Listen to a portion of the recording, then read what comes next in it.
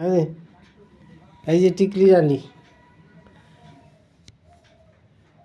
সকাল হয়েছে, এখন দুধ খাবে এরা।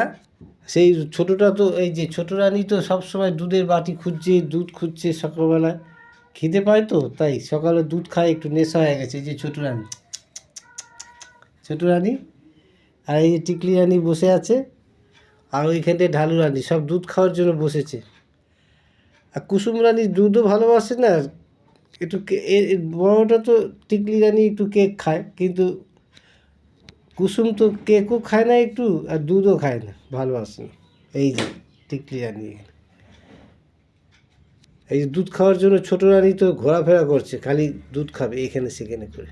এই যে ঢালু রানীও বসে আছে, এ তিনজনেই দুধ খায়, আবার টিকলি রানী আবার একটু কেকও খায়,